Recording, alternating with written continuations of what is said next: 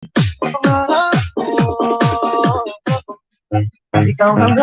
na Mix Club.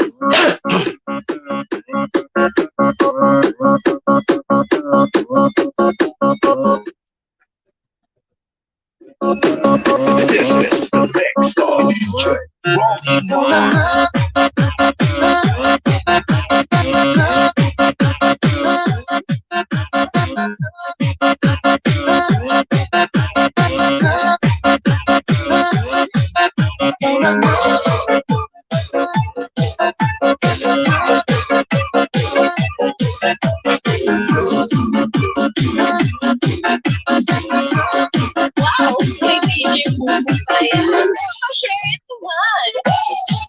Hello guys, welcome back again sa ating pagla-live stream sa araw ng Lunes sa ganap na alas 10:48 ng umaga. Tayo po ay nag-undar na. Mega lag shoutout po dyan kay my love. Mega lag shoutout po sa'yo my love. Good morning ho sa'yo.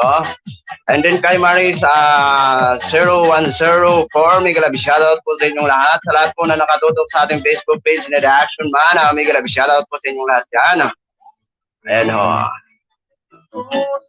Ayan, wala na pala member ko sa iyo, my love. It's okay, no problem. Ayan, 15 million viewers in the house. Good morning, Sir Gilles. Good morning ho sa inyo. Sa saan man kayo sulok ng mundo, sa 15 million viewers in the house. Sana po ay nasa mabuti po kayong kalagayan. Ayan, nandito na rin si Eduardo Alcantara. Ayan, good morning, Tom. Good morning din po sa iyo, Sir Eduardo. Ayan, welcome back sa ating pag-live stream, no? Sa araw ng Lunes. Ayan, mega shoutout po sa inyo. Ayan, Jailo Vlog, good morning. Greetings from Sir Jess. Sir Jess, good morning ho sa iyo watching from Taguig City. 21 million viewers in the house. Mega shoutout po sa inyo. Hindi pa po nakapag-like ng ating live stream, mag-like naman po. Nandito na rin si Sir Erwin Barrela, ayan, good morning Action Man, watching from Ormoc City. Mega love shoutout po sa inyo Sir Erwin at sa mga lahat ng mga taga-Ormoc, especially mention sa iyong family. Mega love shoutout po sa inyo. Ayan, 26 million viewers in the house. Mega love shoutout po sa inyong lahat dyan. Ayan, Sir Jess, kumusta po ang panahon sa inyo? Dito ho sa amin, medyo makulimlim ho ang panahon dito sa amin areas.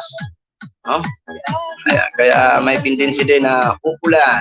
Ayan, andito na rin si Me and My Music. Ayan, good day po, Tam. Ayan, tuol, ka-action. Ayan, may grab shoutout po sa iyo, Me and My Music. Good morning ho, watching from Calamba, Laguna.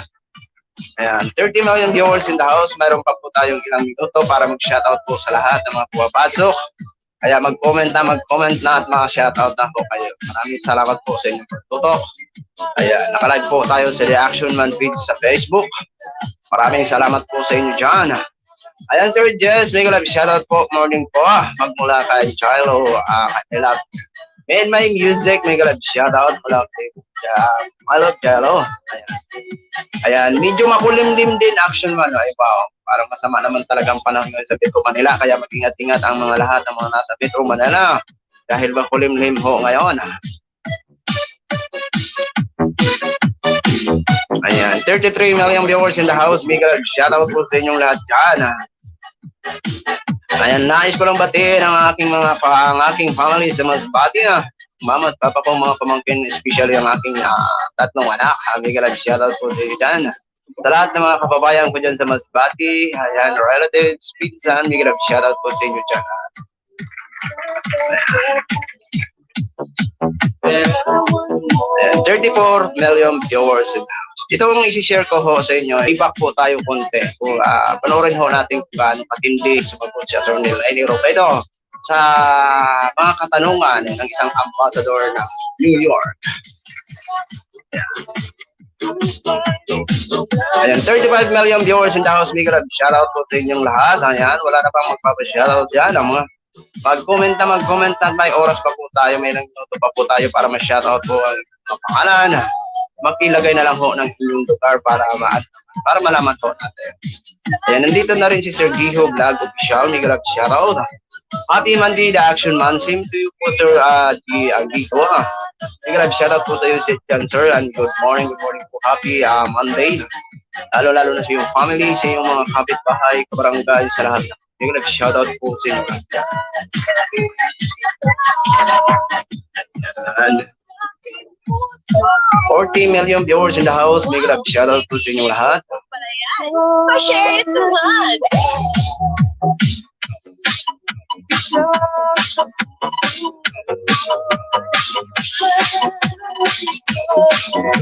Alright, meron na lang ho tayong 3 minuto para mag-on the air na ho tayo sa ating talk. Ayan, may grab shoutout po dyan sa nag-like sa ating Facebook live stream. May grab shoutout po sa iyo. Thank you kung sino ka man po. Ayan, mag-comment ka na po para may shoutout ka po. Ayan, shoutout nga pala dyan sa aking mga kapinsanan dyan sa Dasmariñas, headed by Cirelo de la Peña, Arnold de la Peña, Laudeber de la Peña, Jade Nogas, and then sa aking mga pamangkin dyan na si Joen Blanca. Ayan. Sa lahat-lahat na po dyan hindi ko na po kayo maisa-isa. Yung mga mga ahead sa inyong isa-shoutout natin.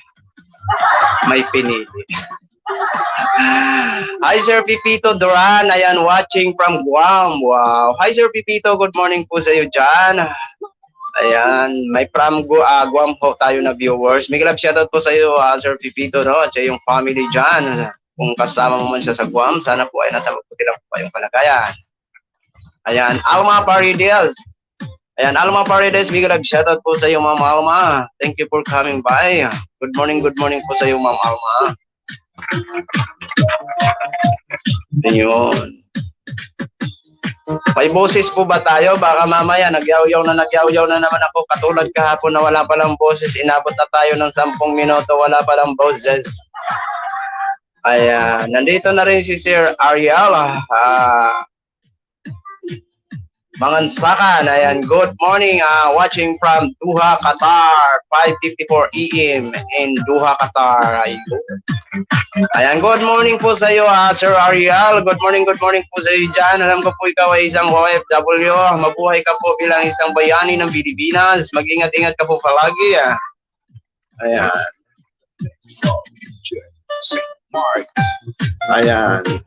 Alright, andito naman si Ma'am Atty yours. Ayan, just listening, nagluluto ang ate. Wow, anong niluluto mo, Ma'am Atty yours? Ayan, watching naman siya from Batangas City. May grabe shoutout po sa iyo, Atty yours. Ayan, regards na lang po sa iyong family, sa iyong mga kapitbahay na chismosa at hindi man chismosa. Ayan, enjoy ka po sa iyong pagluluto dyan, Ma'am Atty yours. This is the first time na mag-comment ka po sa live streaming ko, pero alam ko po na nakatutok ka lagi sa mga videos ko at live ko po. Maraming salamat po sa iyo, Ma'am Atty yours. Ayan, hindi na po tumatakbo ang ano natin. Ayan, hindi na tumatakbo.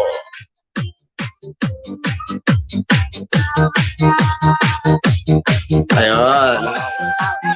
Nandito na rin ho si Jen Soriano, isang OFW ng Hong Kong, isa ding bayani ng Pilipinas. Mabuhay ka po, Jen Soriano sister. Ayan, thank you for dropping by. And then siyempre may grab shoutout dyan kay Sir John Bordasal na nakatutok sa Facebook. Good morning po sa iyo, sir, at sa iyong family. Makiregards na lang po kay Danay, hindi kay ate, hindi sa mga anak. Maraming salamat po sa Sir John Bordasal. Ayan, watching from Las Piñas City din. Sa mga hindi pa naka-book, basahin natin ang comment ni Sir John. Ano natin i-highlights. Okay? Ayan, nakatutok po tayo Diyan sa Facebook na nakatutok, pwede po kayong lumipat dito sa YouTube. Search nyo lang ho ang The Action Man. Ayan, sa mga hindi pa nakabuklat ang mata, Idol Action Man, ayan, kalampagin mo.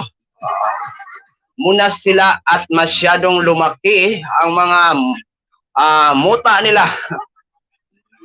Ayan. Mabagsakan pa ang mabagsakan pa ang paa. Ayan, kumusta ka po, Sir John? Kumusta na po yung paa mo dyan? Mayroon na lang ho tayong 1 minuto at 20 seconds para magsimula na ho tayo. Malaman ho natin kung gaano po ba katalino ito si Atty. Leni Robredo. Malalaman ho natin. Diba? Ito lang po ay way back ho tayo ha, way back. Alam nyo na po ang words na way back. Ayan. 51 million viewers in the house. Ayan. Baka balang araw ma-invite natin si Sir John Bornazal na sumali dito sa ating live streaming at makikita nyo po sa screen at magbigay siya ng kanyang suggestion sa mga issue ng bayan, lalong-lalo na po sa maging topic natin sa live streaming natin.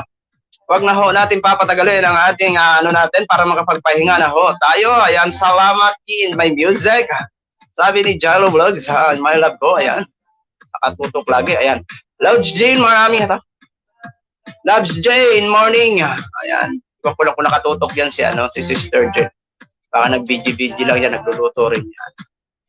Ayan.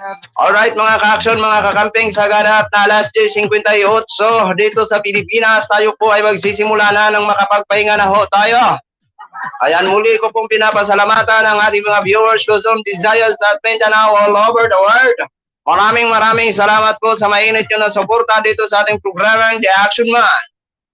Wag na ho natin papatagalin. Panoorin na ho natin, ha? DJ. Yes. Alright. Simulan na ho natin.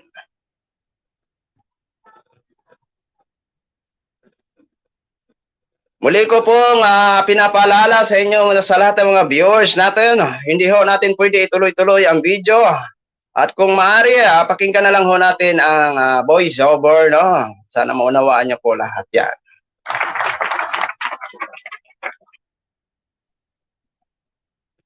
Ayan, good morning pala kay Atty. Claire Castro. Mega love shoutout po sa iyo, Atty. Claire Castro. Thank you for viewing.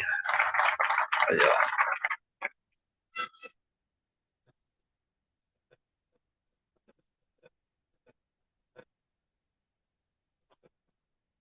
Dahil ikaw.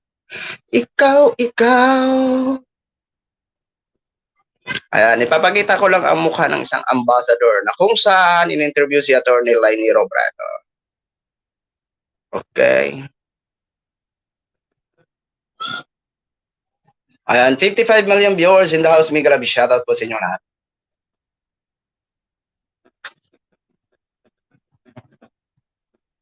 Unfortunately, our distinguished friend took most of my lines away. I hope to be able to say some of the things that she said about you, but your long career as a lawyer in the politics of the Philippines and your time in office as the 14th Vice President, well known to all of us and much admired.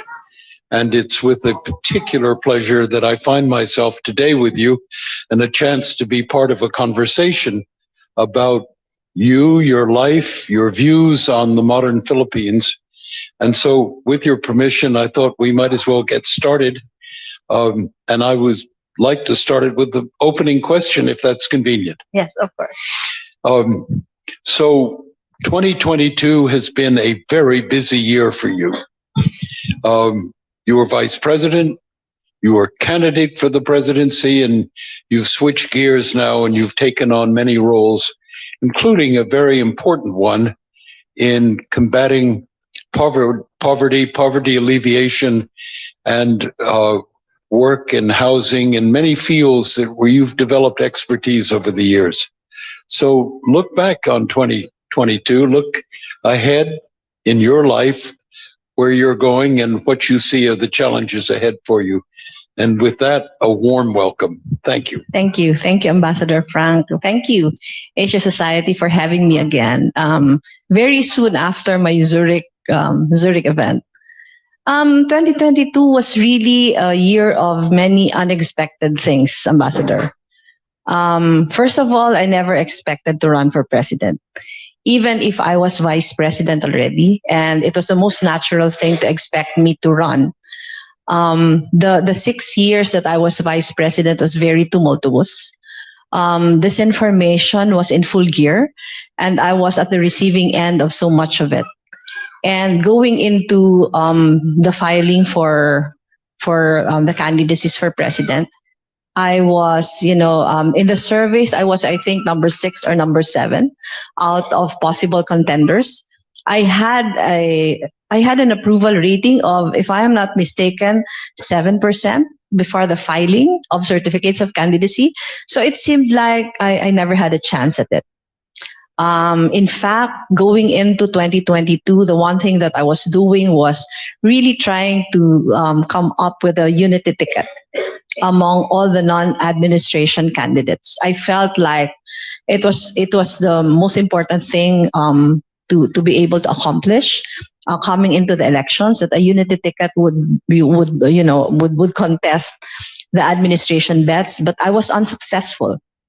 And because I was unsuccessful in putting up a unity team, the pressure mounted that I run for president.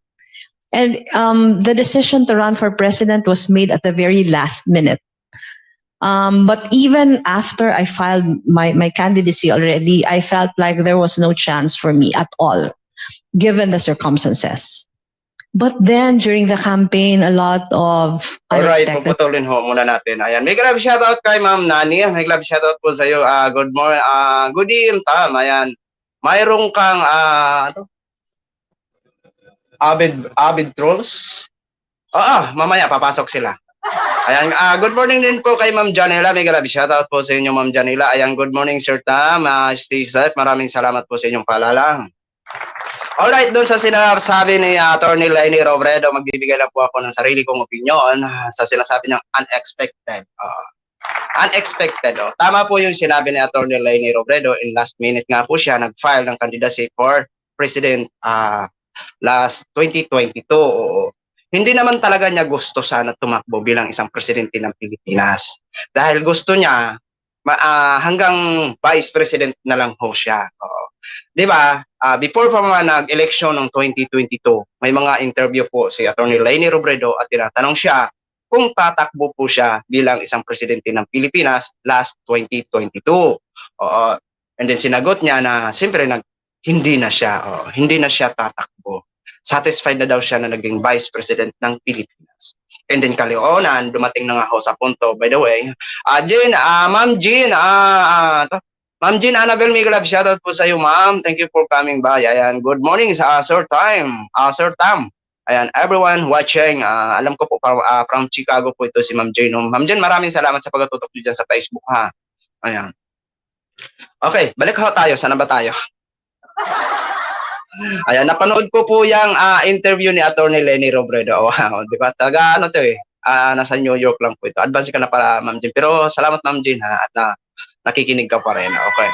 Yun nga ho, mga ka-action, mga kakamping. Hindi naman talaga niya gusto sana tumakbo bilang isang presidente ng Pilipinas dahil nakapagbitaw na siya ng salita doon sa interview before pa man mag-election noong 2022 na hindi na nga daw siya tatakbo dahil satisfied na siya bilang isang vice president ng Pilipinas.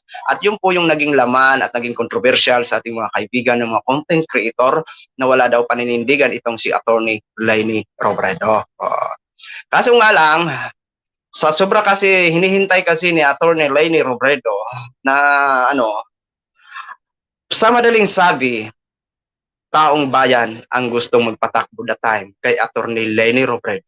Kaya siyempre naisip ni Atty. Leni Robredo, milyon-milyon na ang naka-signature na patatakbuhin siya bilang presidente ng Pilipinas.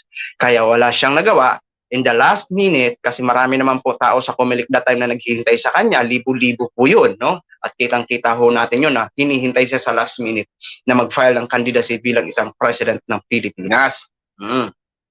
Okay, hindi natin pinag-uusapan. Sa madaling sabi, nag-file na nga ito si Atty. Leni Robredo bilang isang presidente, bilang run for president last 2022 elections. At sobrang maraming natuwa, milyon-milyon Pilipino ang natuwa sa kanyang naging desisyon. So, ibig sabihin, taong bayan ho talaga ang nagpatakbo sa kanya. Hindi ibig sabihin na kahit late si Atty. Leni Robredo magdesisyon at maraming disinformation, mga kasinungalingan na kinalat, hindi ho yun dahilan para natalo po siya. Sa totoo lang ho, direct to the point po tayo, hindi naman talaga natalo ang isang Atty. Leni Robredo. Diba? Nadaya lang ho tayo. Kasi kung totoo sa inyo, kung i-fair natin yung mga rally, ang mga rally ni Atty. Leni Robredo versus kay Mr. President Bongbong Marcos, sobrang layo naman talaga. Sobrang layo naman talaga. Kaya naniniwala pa rin tayo na siya pa rin ang legit president ng Pilipinas. Ituloy ho natin.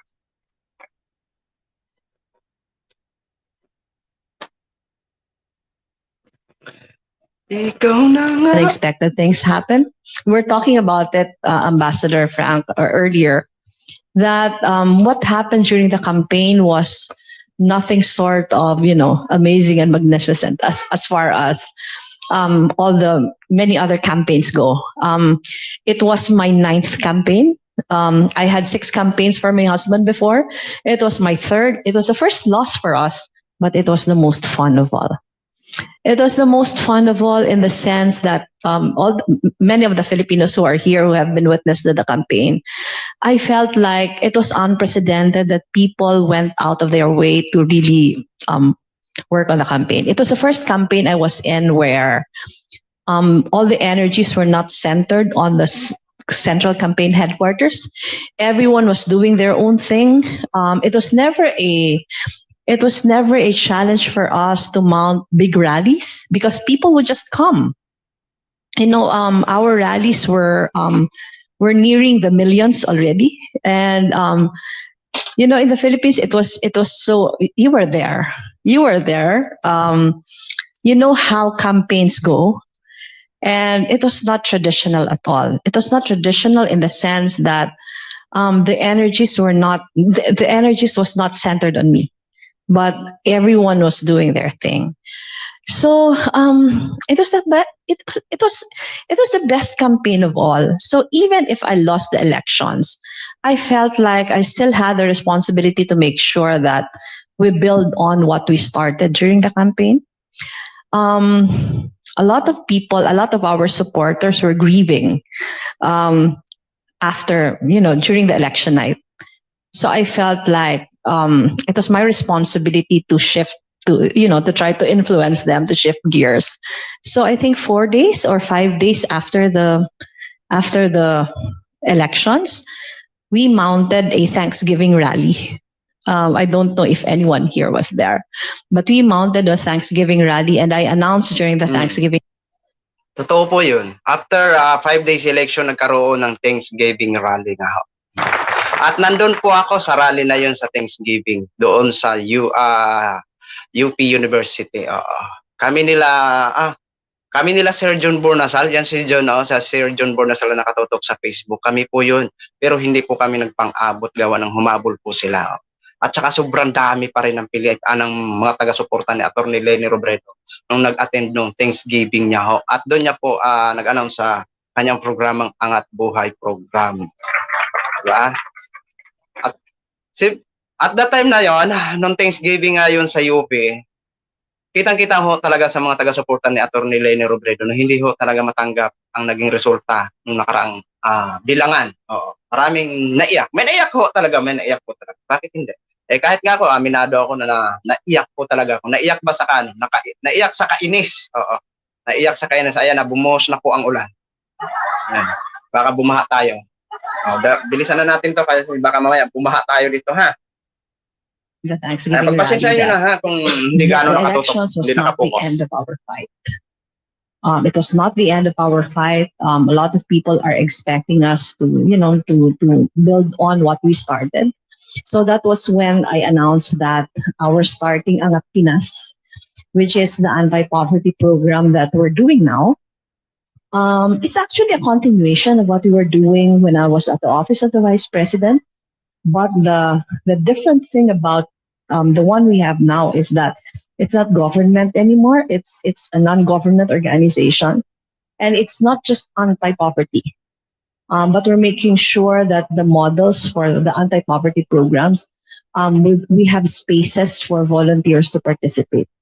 So it's like continuing what happened during the campaign, that the energies are not just with me, but with all the volunteers who are contributing whatever they can to help.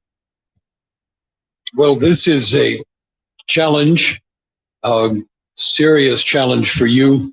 But one of the reasons I'm excited this evening to have you with all of us at the Asia Society is that you're part of an extraordinary tradition. Women have been powerful players in the public policy space in the Philippines for decades. In fact, as I think about all of Asia more broadly, I think Philippines is led in having women performing the highest offices of the land.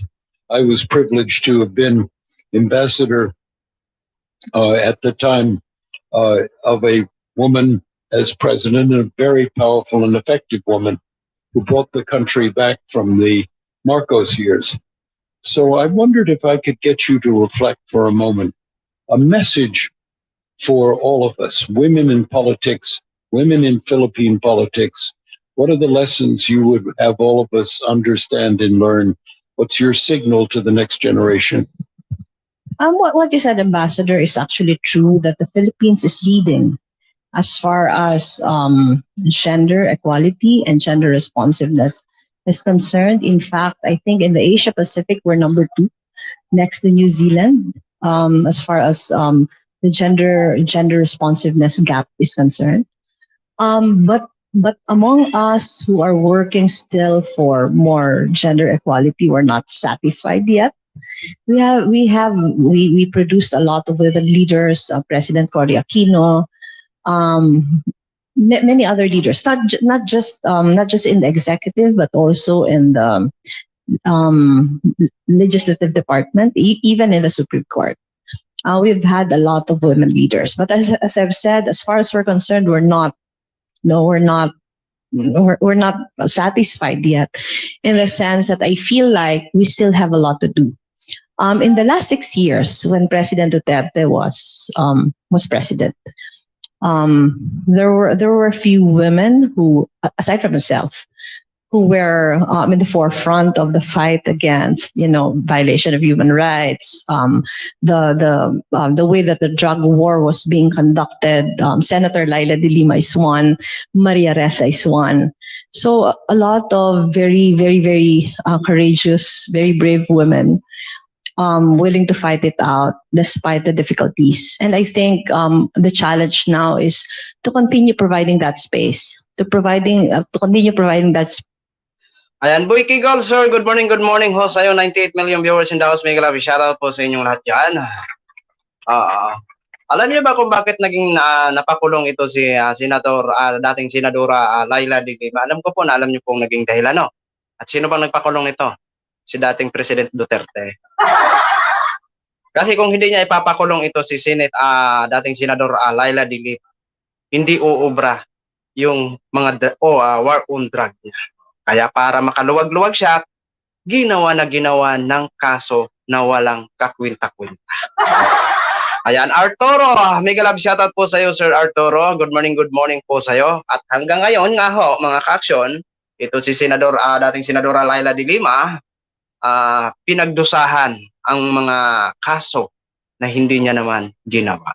Yun po yung malungkot dyan. Pero umaasa ho tayo sa desisyon ng Supreme Court. Kasi ayon ho sa latest natin na in-upload dito na tinalakay, kailangan na ho magdesisyon ng Supreme Court. Kapag Supreme Court na ho ang magdesisyon, wala na pong magagawa ang ibang court. Dahil you know why? Dahil yan po ang pinaka-taas-taasang hukom, ang Korte Suprema. Ayon sa Korte Suprema sa latest update ng dito kay kay dating Senadora Laila de Lima, kailangan na daw nila magdesisyon kasi nga ho sa wala ng sapat na matibay na ebidensya na nakabinbin na isang kaso related pa rin sa drugs. Wala na po ha. Kaya ipagdasal ho natin ang kalayaan ni Senadora Laila de Lima. Ituloy na po natin ha at patuloy umuulan, baka bumaha dito sa baba ha.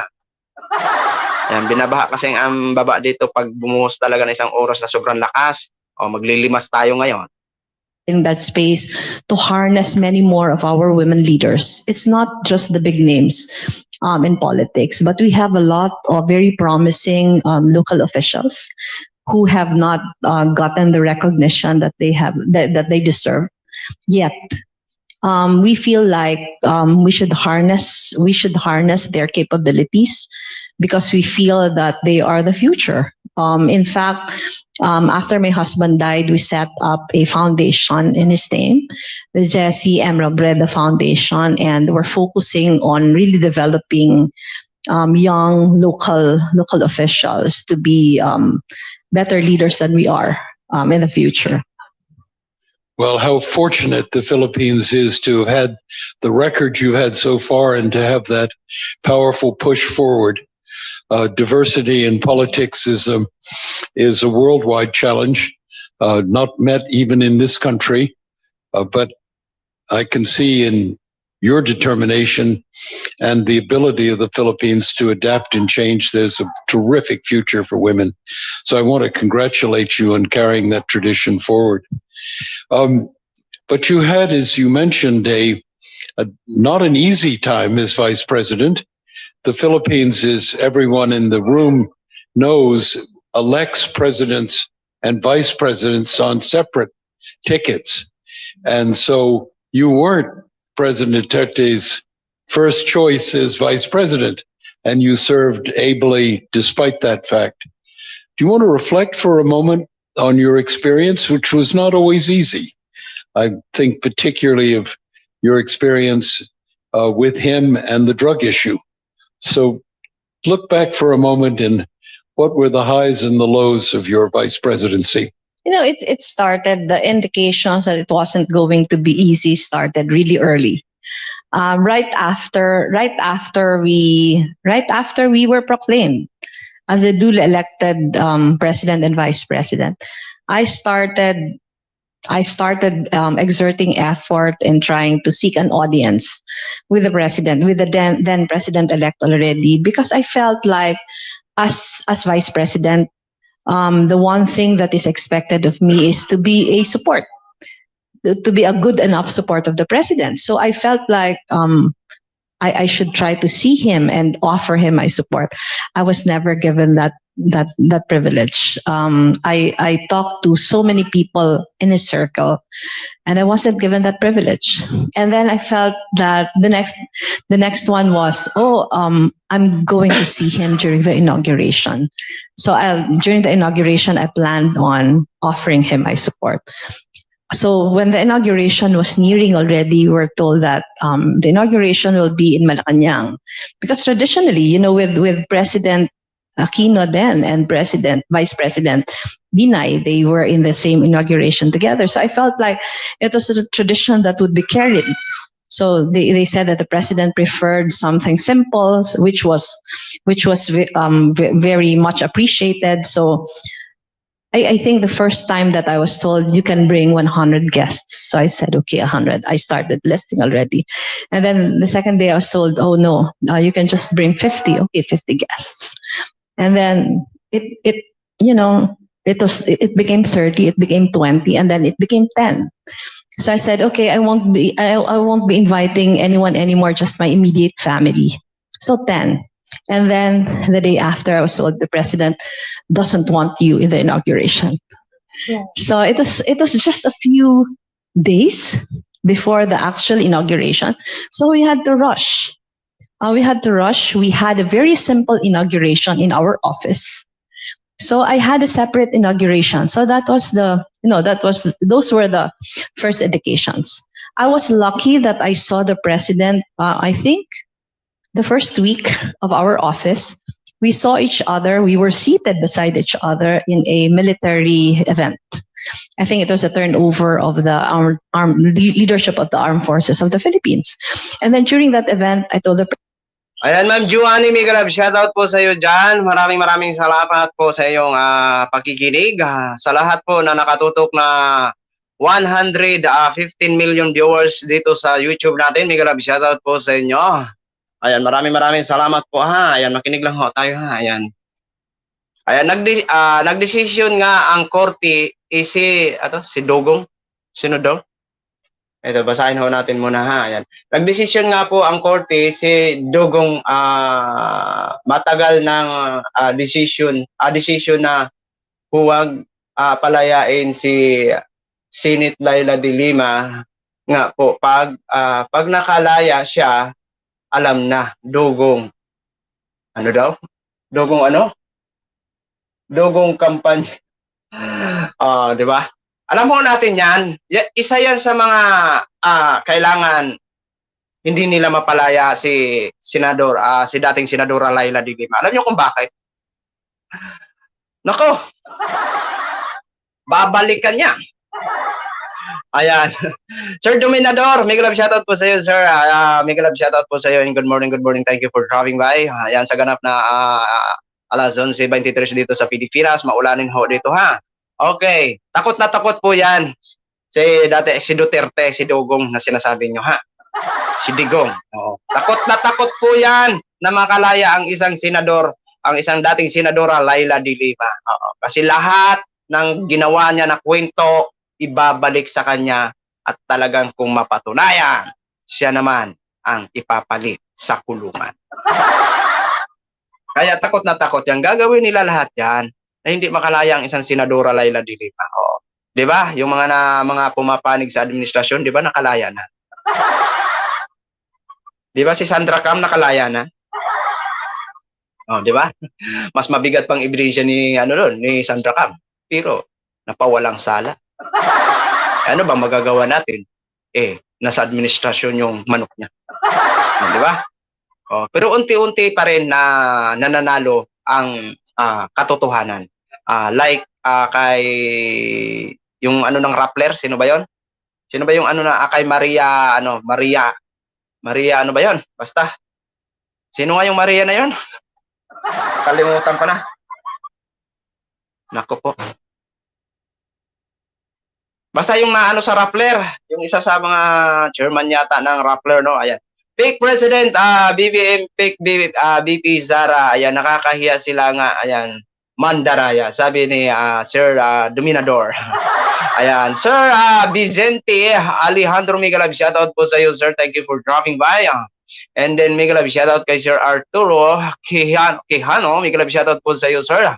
Ayan, 138 million viewers in the house. Mega love shoutout po sa inyo. And then nandito na rin si Sir Janela, mega love shoutout po sa iyo dyan. Shoutout ho muna natin, ha. At saka nandito na rin si Lutz Solivio, mega love shoutout po sa iyo, sir. Thank you for dropping by. Mega love shoutout sa 142 million viewers in the house dito sa YouTube natin na nakatutok. Alright, tuloy-tuloy ho natin, ha, para makapagpahinga na ho tayo. And I told the president that, Mr. President, I've been asking for, an audience with you, but I was never granted an audience. So the president looks at his special assistant, and then he said, give her time in Malacanang. And then 2 days after, I was in Malacanang. And I felt at that time that the president felt my sincerity. He felt that I didn't mean any harm. So it was actually very, very cordial. And then after that meeting, I was offered to be the housing secretary.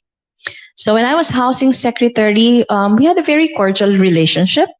I would attend the cabinet meetings, and sometimes I would be at the end of misogynistic remarks. It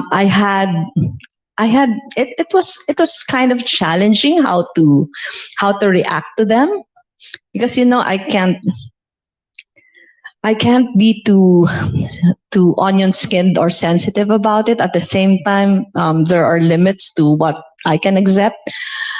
But then the killing started. When the killing started, I became very, very vocal. I became very vocal of my opposition to the way the drug war was being conducted.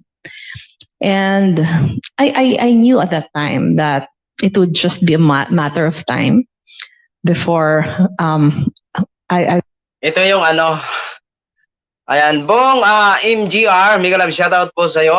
Ayan, ulol yang ina mo lugaw at lutang, piling official pa rin. Gising-gising, kapal mo sa adik. Alam mo, Bong, sa totoo lang kung may adik man dito, walang iba kung hindi ikaw. Tingnan mo nga yung Hindi mo ba naranasan yung kahirapan na ng iyong iniidolo? Hindi ka ba bumibili ng tag 55 kilo ang bigas para sabihin mo yan? Sige nga, Bong. Pwede mo ipagmalaki ang iyong iniidolo kung natupad niya ang kanyang pangako. Kaso nga lang, isa ka ring syunga-syunga ka na nako, mapapamura ako sa'yo aga-aga mo pa, na-high blood mo ako. Ayan. Ipigil-pigilan muna natin ang sarili natin, baka masabong-sabong ko to si Bong. Bong! Gumising ka sa iyong katangahan, ha? Sorry, YouTube, ha? Na-high blood na ako sa iyo, Bong. Baka gusto mong ipasok, Bong, sa rinula kag kaguong kita. Ayan, Bong, ha? Tandaan mo to, Bong. Bago mo sabihin yung mga lugaw-lugaw na yan, baka isa ka rin na sinusubo mo yung lugaw kasama yung sipon mo, kagluha mo dahil sa kahirapan na hindi ka na makabili. Ayan. Pero maraming salamat, Bong, sa iyong pakikinig dyan, Bong, ha? Kahit wala sa topic yung kinoment mo dyan, na syunga-syunga ka. First time ko to mang-away ng isang ng isang basher dito. Ayan, Bong. Mag-move on ka, Bong. Pwede mo ipagmalaki yung iniidolo mo, Bong, kung natupad yung pangako na 20 per kilo na bigas sa'yo. Natanggap mo na ba yung, Bong, yung gold? Golden era? Nakabili ka na ba ng 20 per kilo na bigas? Tingnan mo nga yung paligid mo dyan, yung mga kapitbahay mo. Kung mayaman ka, Bong, napakaswerte mo talaga. Oo. Kasi kahit magmahal ang mga bilihin, kaya mong bilhin. Pero how much more po yung mga kapitbahay mo dyan? Tingnan mo nga kung makakain sila sa gaya ng kinakain mo na masarap. Sige nga, Bong. Bong, baka mamaya, Bong, kumakain ka rin ng lugaw. Okay, tuloy ho natin.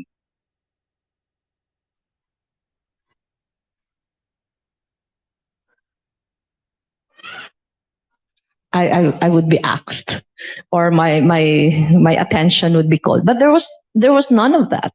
And in fact, I remember during one of the cabinet meetings, I told the president that how much I appreciate the fact that he didn't take it against me, that I was very vocal against it because it was something that was very important to me. But then one Friday afternoon, I received. Ano daw? Ano sabi ni Sir Bong? Basahin nga natin muna si Sir Bong. Laka idol. Laka idol, iba binuto ko. Tanga. Ay, salamat pala sa pag-idol mo sa akin. Idol mo pa rin ako. Sino bang binoto mo, Bong? Akala ko ba si Mr. President, Bong? Sorry, Bong, ha? Akala ko si Mr. President, Bong. Pero wag mo naman sabihin, Bong, lugaw, kasi pare-pareho naman tayo kumakain ng lugaw. At essential po yan, ha, Bong? Oo. Sino bang binoto mo, Bong? Si Manny Pacquiao? Si Ping Lacson, si Isko Moreno, sino ba yan? Yun lang naman ang mga kalaban nila eh. Kasi yung iba, mga komersyal lang naman yan. Ayan. Okay, Bira, makinig kayo dyan. Para malapit na matapos tayo. Sorry, anak. Nawala tuloy yun. So, Madam Vice President, unfortunately, our distinguished Tingnan mo tuloy. Lot of effort Tingnan mo in tuloy, Bong, making nawala sure tayo sa that topic. we're not so import dependent anymore. There has to be a lot of effort in making sure that we're more self-sufficient as far as agriculture is concerned. There have been a lot of realizations, but again, we're optimistic in the sense that we have always been very resilient. From the years before the pandemic have showed us that we can do it. So there's no way why we can't bounce back. well, there. Okay. Bobo, adik, iba binuto ko.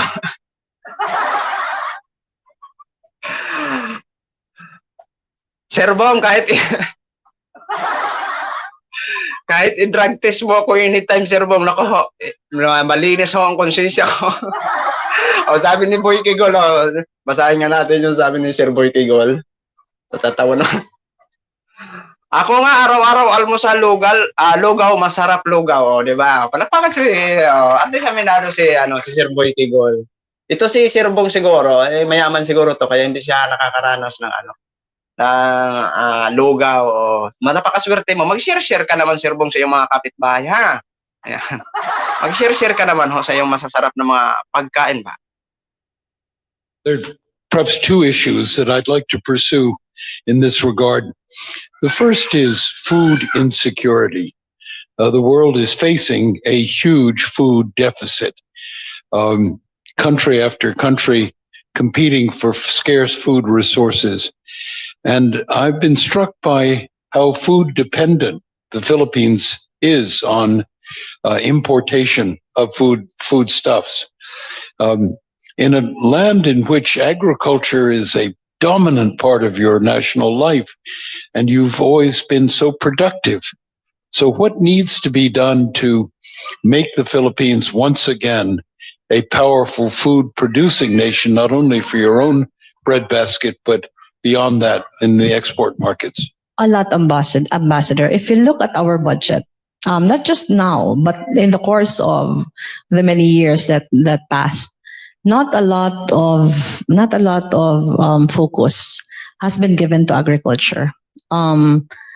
We have been focusing too much on rice production, which we have not been very successful in, considering the many typhoons that come our way each and every time. We have not given focus on products we might have competitive advantage in. There's a lot of things that have not been given enough attention, and it's like we only started realizing it at the time that so much food insecurity is going on around the globe. The prices of onions in the Philippines now is too much. I don't know if the Filipinos here are aware how much white onions cost in the Philippines. But it's a wake-up call. It's a wake-up call in the sense that, as you have said, the Philippines is an agriculture country. And there's no reason why we should be dependent on food importation. We, under Angat Buhay, which was our program from the time I was vice president, we have discovered a lot of missteps as far as agriculture is concerned. For example, Ambassador, we started helping small scale farmers. And when we started helping small scale farmers, it's very often that small farmers in the Philippines are not landowners, but they're just farm laborers, meaning to say they don't own the land, but they just use the land of other people. But in a very small land holding, you will see one farmer, waking up at dawn and working 7 days a week, toiling, and then he would have all the products. We call it, I'm sure you have heard of it, bahay kubo and pinakbet and chop suey. So they would have, in a small land holding, they would have all the products that's needed in a pinakbet, or they would have all the products that's needed in a chop suey, or all the products that were mentioned in the bahay kubo song. And ayan, good morning po sa iyo, Ma'am Rosana Narume, watching from Japan City. From Japan. Sorry, Ma'am. Ma'am Rosana, may love shoutout po sa iyo dyan sa Japan. Ayan, good morning po sa ganap na 11:36, 100 hours. Mayroon po tayong viewing na 167. And then kay Ma'am Yam na wala naman talagang Ma'am Yam, may galab shoutout po sa iyo, Ma'am Yam, ha. Ayan, thank you for coming, Ma'am Yam, kahit around the world ka. Ayan, ingat po sa pag-enjoy sa iyong life, Ma'am Yam, ha. Ayan, Sir Kiko, good morning po sa iyo, Sir Kiko. O, dito ho si Ma'am Mami. Mami N, hindi pala naka-live to, hindi pala. Mami, bukas na lang, ha. Hindi pala nakakonect to, walas. Ayan, maraming salamat sa iyo, Mami L. Ayan, 156 viewing. Maraming salamat po sa inyo, ha. Ituloy-tuloy ho natin. Basta daw.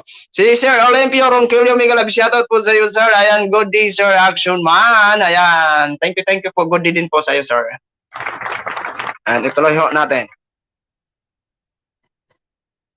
it's difficult because they don't produce in scale. They don't produce in scale, so they can't compete. They can't sell to the institutional buyers. They're not being trained to do block farming.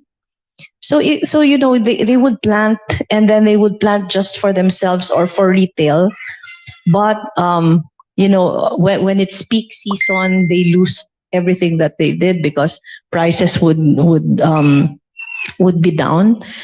And it took a lot of changing of mindsets of the farmers, but it was also very reflective of how government was handling agriculture, because it should have been the focus to make sure that whatever the farmers would produce would go to particular markets. And we did that in a small scale. What we did was we talked to the local chambers of commerce and industry.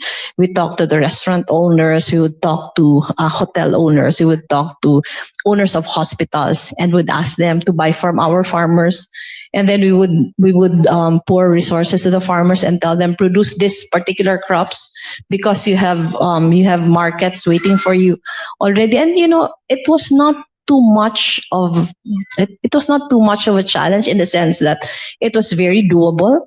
But after 1 year of doing that, the income of our farmers multiplied 100-fold already. So, meaning to say, if only government would put a lot of focus on making sure that the farmers, I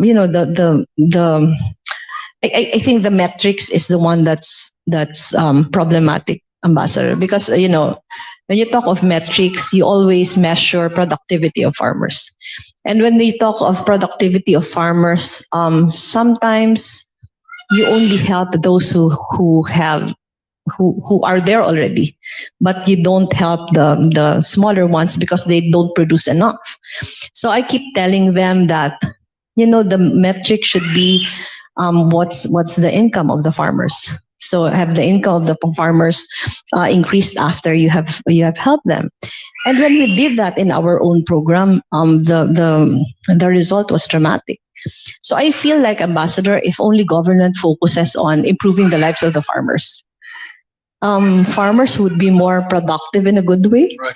It's not like, when you just talk of productivity and not talk about income. Most of the time you help farmers who are already established. This is wise advice, good direction, but you face another major issue in the Philippines, and I wonder how you reflect on it. And that's the impact of climate change. I can't think of a nation that faces more consequential changes in its future than does the Philippines. How do you look at the question of climate resilience, what the Philippines has to do to prepare itself for what's going to be a challenging time in all our lives? One of the things that we felt we were lacking in, Ambassador, was that when we talk of resiliency from all the calamities that come our way, a lot of effort is poured into relief operations and not preparation, which should not be the case at all. So not a lot of effort is being poured in. Proven and tested yan, ang sinabi ni Atty. Leni Robredo. Diba? Kitang-kita ho natin yan at may mga resibo po tayo dito sa ating YouTube channel. Kung gaano siya ka-active sa calamity response. Paparating pa lang ang bagyo, nakamonitor na ang kanyang programang Angat Buhay. Diba? Pak na pak yan. Kaya kung siya siguro nakaupo dyan sa Malacanang, hindi man ibig sabihin 100% mapaunlad niya ang bansang Pilipinas, pero 88% hindi maghihirap ang mga Pilipino. Yeah. Being poured into, for example, in agriculture, there should be more focus in crops that would withstand climate change effects, but there's none of it. Infrastructure, for one. We were just starting a few years ago, for example, changing the designs of our school buildings into designs that would withstand very strong typhoons. So there's not a lot of effort in that until very recently. Until very recently, there was not a lot of thought into really pouring into making things more. Ayan, Ma'am Pine Karyaga, Ma'am Pine, good morning po sa iyo. Watching from yan sa Hong Kong, isang OFW, mabuhay ka po. Sa lahat po ng grupo mo, Ma'am Pine, paki-regards na lang po. Thank you for dropping by. Good morning ho sa iyo. Is more resilient. We feel like, you know, we have local councils against climate change, but there's not a lot of effort being poured into really preparing them to, you know, to incorporate climate resiliency plans, climate resiliency measures in their plans. So one more thing, as far as food security, is the West Philippine Sea. The West Philippine Sea is a vast resource as far as food is concerned for the Philippines. So it's something we feel so strongly about. It's not just protecting our sovereignty, but also protecting our natural resources, and also making sure that we will not be less food secure because of that. Well, we've talked a lot about the Philippines this evening, and before I open the floor to further questions from your audience, I wonder if I could get you to talk about the Philippines on the global stage. We're at a time of great power competition. China's on the rise. The United States is determined to protect its interests in the Asia-Pacific region. So I want to ask you to talk about two subjects. One is your relationship with the People's Republic of China, and second, your relationship with the United States. How does the Philippines see itself in this time of real serious global competition? It has been, the signs were quite confusing, Ambassador. The signs were quite confusing in the recent past. There's been a lot of talk of abrogating our visiting forces agreement, our mutual defense treaty, and we are glad that did not happen. The United States is a very strong ally of the Philippines. In fact, the only treaty ally of the Philippines, and it would be to the benefit of the Philippines and the Filipino people if we continue strengthening those ties. I feel like in the current administration that is being done, and we hope it continues it continues that way. As far as China is concerned, it doesn't have to be the U.S. or China. Because you know, China is our strongest trading partner, and it would also be to the benefit of the Filipino people and the Philippines as a country to have very strong economic ties with China. But we have to, you know, we have to put our foot down as far as threats to our sovereignty is concerned. We feel like our relationship with China should be one based on mutual respect. It should be one based on, you know, an acknowledgement of international law. And when I say an acknowledgement of international law, that includes the UN Convention on the Law of the Sea. We were able to achieve a resounding victory when the arbitral tribunal decided in our favor in 2016, and we feel like, you know, there is no other country which brought China to court. And despite knowing that, despite the acknowledgement that, you know, we should strengthen our economic relations with them, we have to put our foot down as far as the West Philippine Sea is concerned. Make sure that whatever relations we have, there's always an acknowledgement of not just international law, but more particularly the decision of the arbitral tribunal.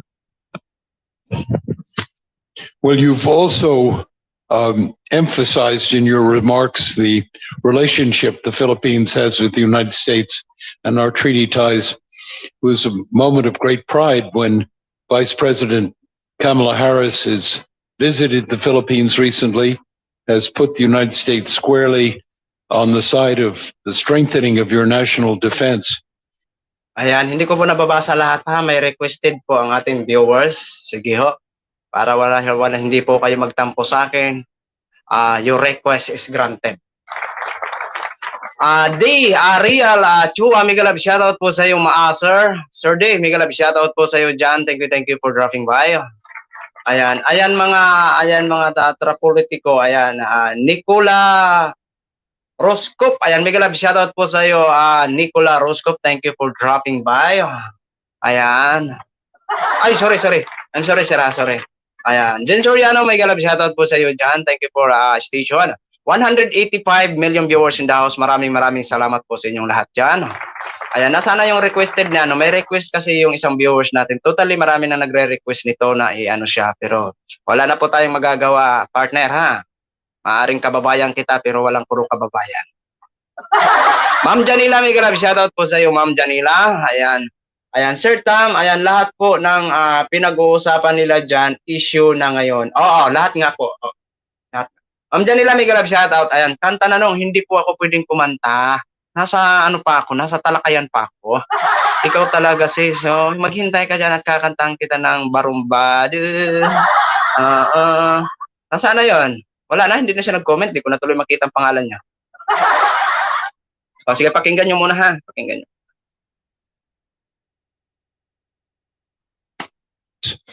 But as you look at the relationship going forward, what do you think are the major challenges that we as Americans ought to think about as we think about our ties to the Philippines?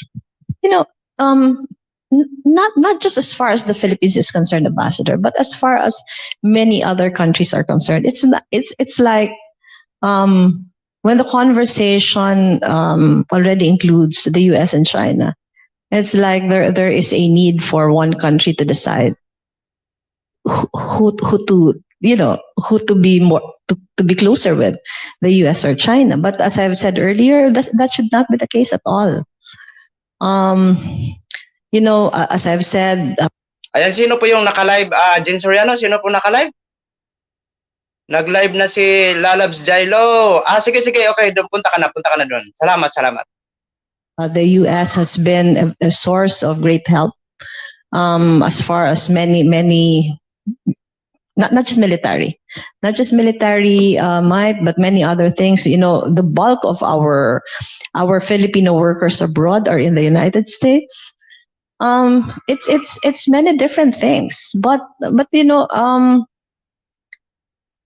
the global stage has a lot of challenges challenges right now, and I feel like there's also a lot of opportunities, not just for the Philippines, for ASEAN, for example.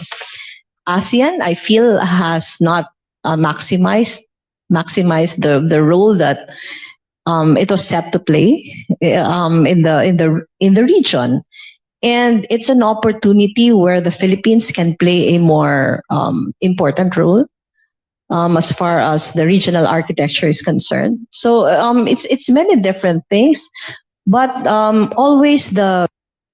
Ayan, Gloria Ojeda, ayan, gandang araw po sa iyo, idol. Ayan, sa Universe, good topic, God bless, and watching from Muscat, Oman. Yeah. Maraming salamat po sa iyo, Ma'am Gloria, sa iyong listening dyan. I-continue na ho natin.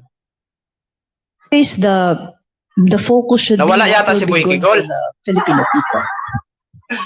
Boy Kigol, nasaan ka na? That's a sovereign responsibility. Ayan, audio na lang po papakinggan natin. Nakita nyo naman yung ambassador. Audio na lang pleasure to hear your insistence on the quality of the ties between Washington and Manila. It's very important.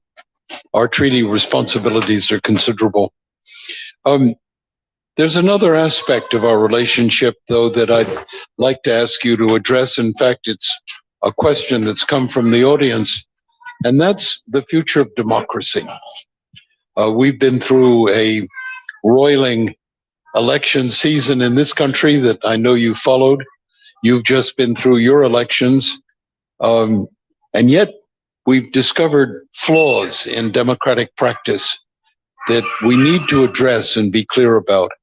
I've been struck by how much attention you've put on the question of trolling and troll armies and disinformation in politics and the undermining effect of disinformation on normal political discourse.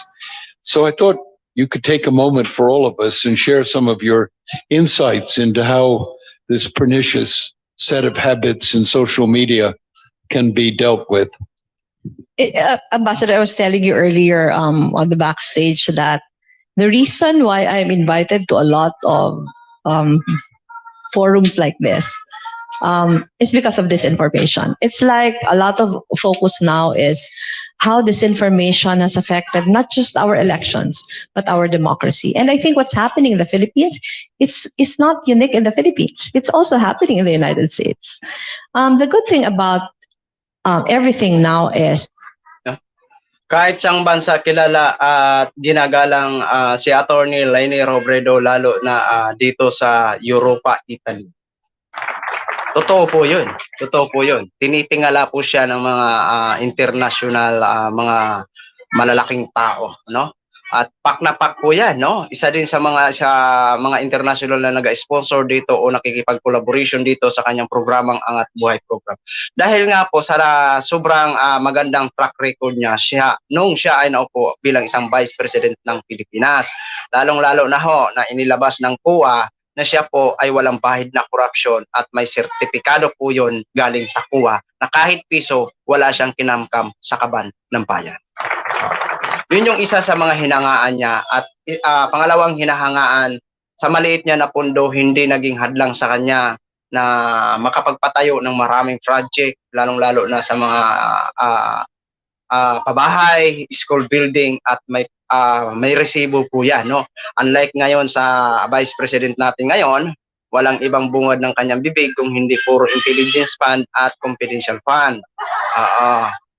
Diba? Nandito na rin si Ma'am Carolina G.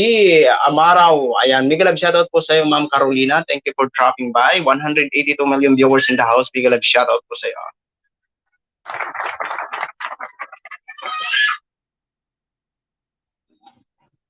Now is there has been a lot of, not a lot, but there has been studies conducted already. Because in the last 6 years, when disinformation was so bad in the Philippines, we didn't understand it. It was like we were groping in the dark. We didn't know how to respond. We were doing things. It was not a coordinated response because we didn't know what was the correct response. But now that there are actually 2 groundbreaking studies conducted already. The first one was unmasking disinformation operations in the Philippines. It was very bothersome. I don't know if any of you read that already, but it was very bothersome in the sense that when I first read it, it was so different from the kind of trolling that we imagined it to be. It turned out because of that study that disinformation architecture in the Philippines is an industry. It's an industry that's being participated in by legitimate creative industries. It's not like, when before Ambassador, when you talk of trolls, you have a stereotype already in your mind that these are people who do not have work. These are people who sell their souls because they need money. But that particular study showed that it was not like that at all. Because it's an entire industry that's participated in by, professionals. So it's like it's a different take of how selling and branding politicians are for election purposes. The second study came out just last month. And the second study now says that disinformation in the Philippines cannot be just described as disinformation. It's actually influence operations already. It has become it has become so much worse than before. It's so expansive already. It involves many different things already. It has reduced the influence of media. Media is not as influential in the Philippines anymore as before.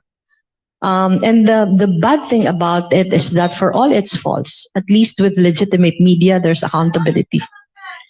You know, Ayan, ayan, mega love shoutout po dyan sa mga bagong pasok, no? Ayan, kay My Love Jean Kate. Wait lang ha, mga ka-action. Wait lang. Jajakitan ko muna My Love ko, ha? Baka mayari tayo, no? Ayan, wait lang ha. At ating isa-set out yung mga bagong pasok. Wait lang po. Para, ano po, para maging fair. Ayan, wait lang po ha. Nasaan na si Boy Kigol? Hindi ko na nakikita si Boy Kigol eh.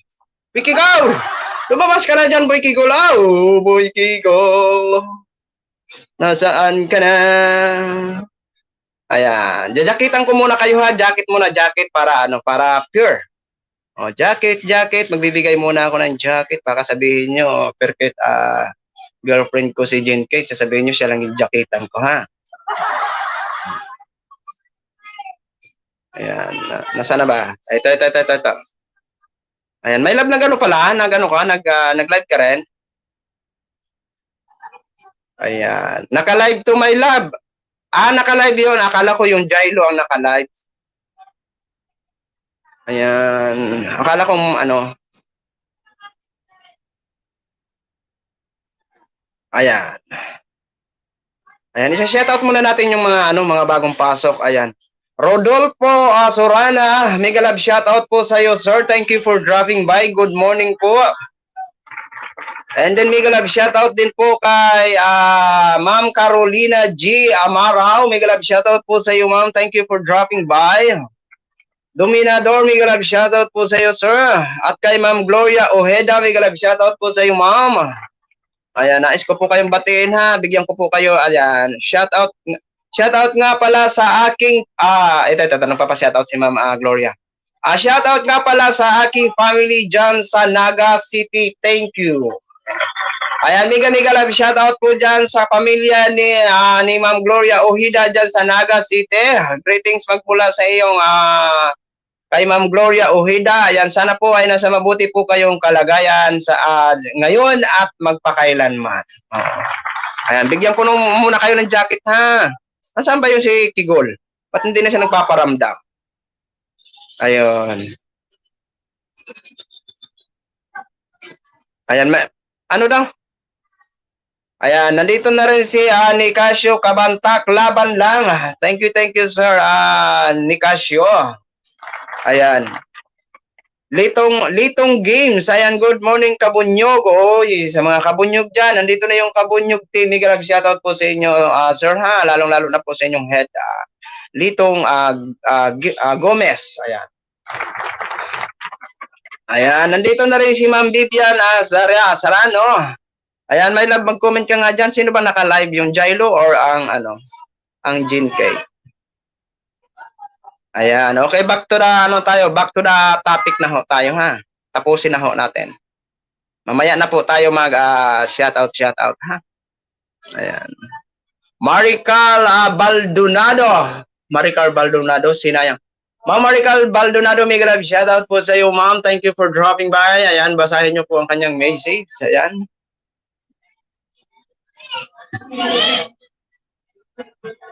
Ayan, hindi na siya nagdrag-drag. Ayun. Malapit na po tayo mag-end ha. Ayan, kunting oras na lang ho ito. Kunting oras na lang.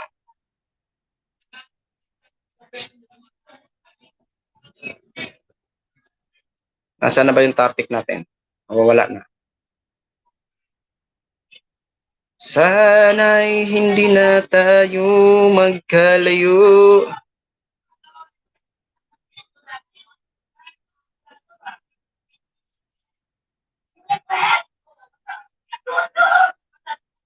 Nawala ang topic natin ay. Ika lang. Music! Music muna, music!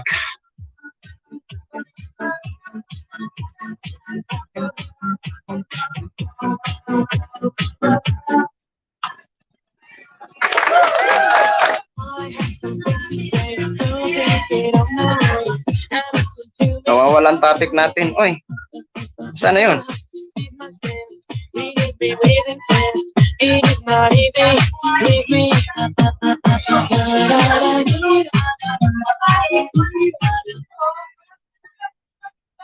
Beautiful.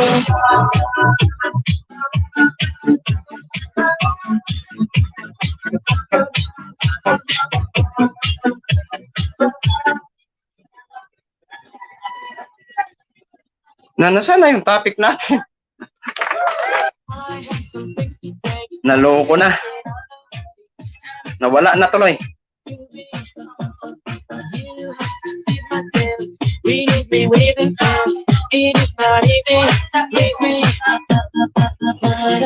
Nawala na tuloy ang ating topic. Nasaan na kaya yun?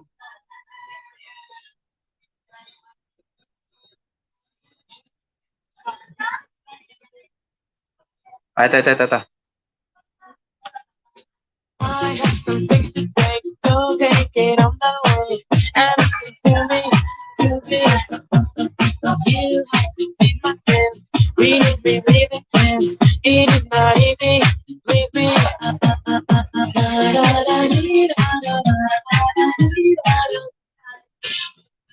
That particular study showed that it was not like that at all. Because it's an entire industry that's participated in by, professionals. So it's like it's a different take of how selling and branding politicians are for election purposes. The second study came out just last month, and the second study now says that this information in the Philippines cannot be just described as disinformation. It's actually influence operations already. It has become so Malapit na po, malapit na. It has become Malapit na po. so much worse than before. It's so expansive already. It involves many different things already. It has reduced the influence on of media. Media is not as influential in the Philippines anymore as before. And the bad thing about it is that for all its faults, at least with legitimate media, there's accountability.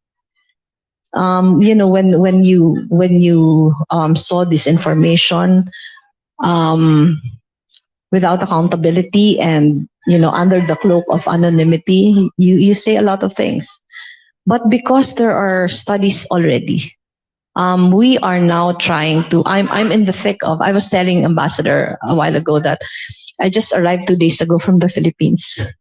I was in Manila for 6 days, and I was there for a series of speaking engagements. But one of the things that I did when I was there was really trying to make sure that we coalesce with a lot of many different groups already, civil society, academe, the church, business, to make people realize that this information is not just the problem of politicians, but it's the problem of everyone. It's the whole society. So that's what that is what we are trying to face right now. Gathering everyone, making sure that everyone is on the same page as far as fighting disinformation is concerned. We're looking at many different best practices. For example, there's one that's being done in Europe where it's an initiative called Check My Ads. This initiative has been started by the creative industry and businesses, and they're saying that we won't put in ads in all the websites that's been instrumental in spewing disinformation. So we're looking at a lot of things. We're looking at the initiatives which were started in Brazil during the presidential elections in Brazil. We're looking at initiatives that were started in India as far as net neutrality is concerned. So there are many different initiatives that we're looking at. It's not that we will copy them, but at least they will serve as a guide on which would be effective and which would not be effective. But at least there are studies now that can guide us. Well, and that you're so live to this subject, I found myself last night on the telephone with my daughter, who works with a company with heavy interests in the Philippines. And this aspect of her company's work goes directly to the question of trolling, working with Philippine companies and Philippine individuals and tech-savvy practitioners in identifying ways in which you can out trolls and how you can defend against them and how you can protect American companies using the tech skills available in the Philippines. So we're in a partnership, and it's a global war, a global matter of global concern, particularly for the democracies. So I'm just delighted to hear from you. But the Philippines brings to the table other tech skills. You have been at the forefront of technology development over the past several decades, and I've watched it with some admiration. We now have a new and interesting challenge, and that is as supply chains switch, as the United States pulls back a bit from China, as other supply chains are affected. Philippines is in a very interesting position. And I wonder what you think is the best strategy going forward in the part of the Philippines to take advantage of this technological readjustment and put the skills of the Philippines to work. It's been the subject of many conversations in the recent past. In fact, when I went home, that was also the subject of the discussion with a group of business people I was with. And we were talking exactly about how to make sure that we maximize whatever the opportunities are for the Filipinos. In the last few years, we have lost a lot to Vietnam, as far as hosting Vietnam and India, as far as hosting the BPO industries are concerned. And that is because of many other things, including government policy. But we are coming into an age of more dependence on technology. And we have a lot of talents in the Philippines. And the effort now being done, not just by government, but also by the private sector, is really how to come together and make sure that we will be able to retain the talents in the Philippines, because there's a lot of diaspora as far as that is concerned. Number two, make sure how do we fix our policies to make sure that we invite a lot more industries to invest in the Philippines, given the talents that we have. And number three, how do we prepare? How do we prepare the Philippines for a more AI-dependent world? There's a lot of retraining and a lot of enhancement of talents and skills that are already there. So it's a matter of concern. But the good thing about it is that both the government and the private sector are looking at it in a very serious way. All right. Ayan, maraming salamat po kay Samboy Dali. Sir, watching here from Catanduanes.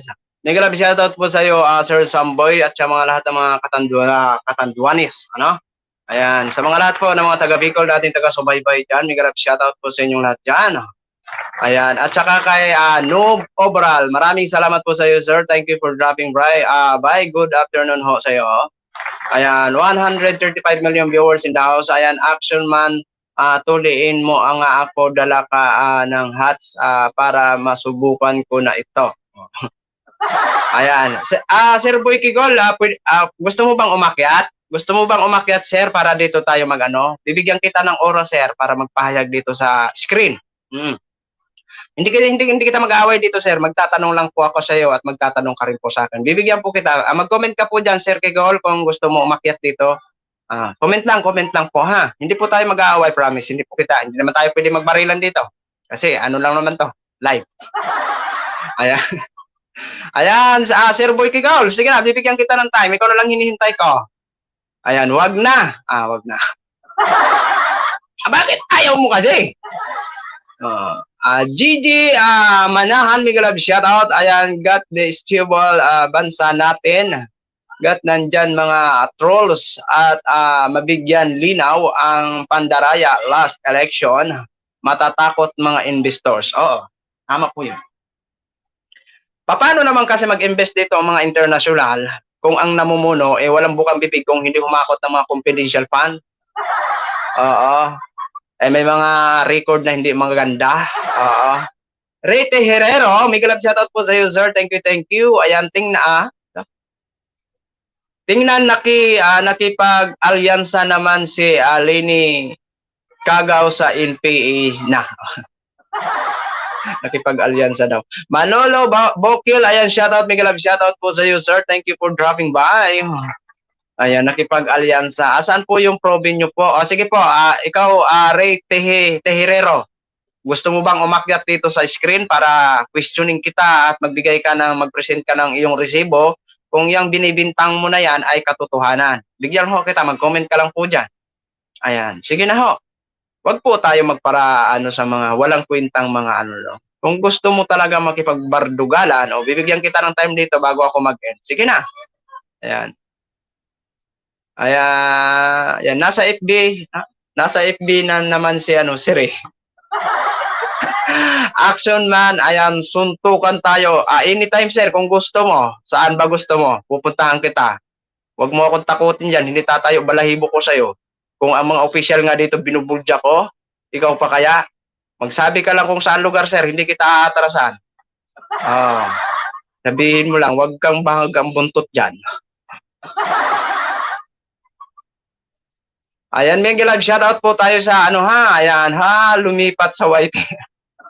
142 million viewers in the house. Ayan, sa mga nagdi-deep grip dyan, wala akong pakialam sa inyo kung binabantaan yung buhay ko. Gawin nyo.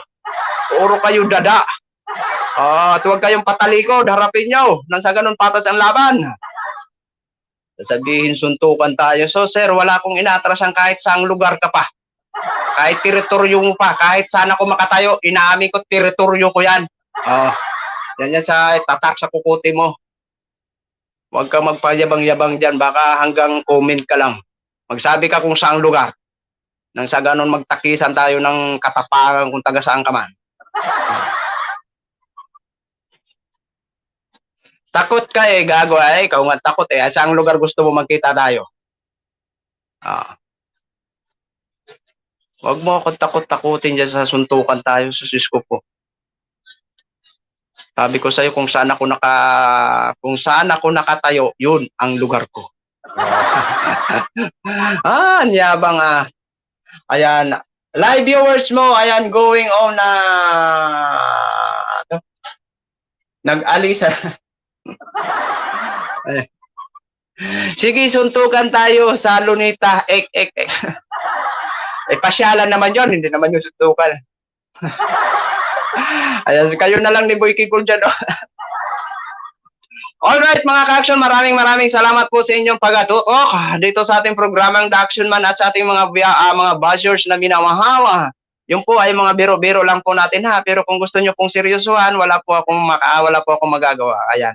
Kung gusto nyo pong seryosohin ang inyong mga pagbabantayan, gawin nyo po Siguraduhin nyo lang nakayanin nyo ng harap-harapan Dahil kahit ganito lang naman ako, kakagat din ako kung magharap-harapan Sally Ibanez, may galab shoutout po sa inyo. Ma'am, thank you for dropping by. Ayan. Ginoo ko po itong ating mga basher, itong ating mga minamahal. Kay Sir Hell, Lario. Ayan, mga pulangaw na bobo na pabor sa confidential fund, tanga pa yun. Maraming salamat po, Sir Hell Lario, ang aking kababayan sa Masbate. May shoutout po sa iyo, sir, at sa iyong family. Sana po ay nasa mabuti po kayong kalagayan. Thank you naman sa pagbisita sa The Action Man Feeds. Ayan, huwag niyo pong seryosohin ang sinasabi ko ito po ay joke lang. Malaya po kayo dyan na mag-comment po dyan malaya po kayo dyan. Although na sinasabi ng mga taga-suporta ko na i-block ko po kayo para hindi na kayo makita, siguro naman pagpaumanhin nyo, ito yung pagkakataon na ipaliwanag nyo po sa ating mga bashers ang na hindi nila maiintindihan.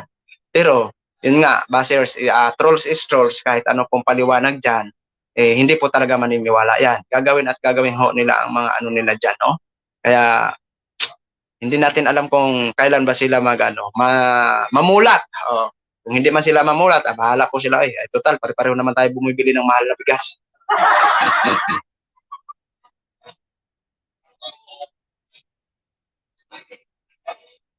Ayan, postahan na ha, Boy Kigol. Men by Music, maraming salamat. Action Man, mabuhay po kayo. Thank you ha, nakakainis lang kasi itong mga tao na to na sasabihin suntukan, nakala nila aatras ako. Ay, hindi tatayo balahibo ko, ay. Ayan, person, ayan, solid. Ayan, Arvin, Silot, ayan, mga patal ang trolls. Oh, yeah. Alam nyo kung itong mga trolls, kay Amy, Ambrosio, may galab shoutout po sa iyo, Ma'am Amy. Itong mga trolls natin kasi, kung matatapang talaga to sila, dapat may profile po kayo dyan, nakagaya nakadisplay tong mukha ko.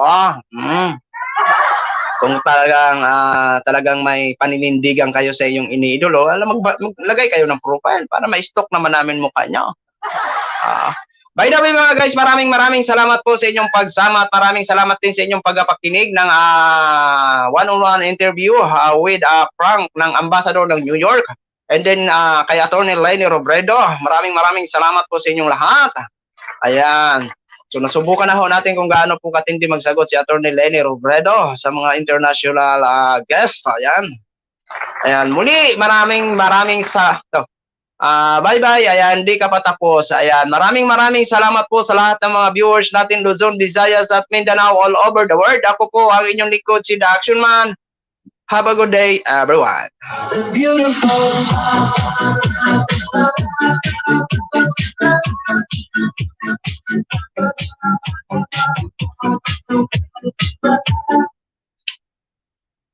Bye-bye po ha, bye-bye. Maraming salamat po sa inyong lahat ha. Maraming salamat po talaga sa inyong lahat. Hanggang sa muli, ayan, thanks din po, bye for now. Maraming salamat, me and my music. Sa lahat po ng mga viewers natin, maraming salamat po. 145 million viewers in the house. Maraming salamat po sa inyong lahat.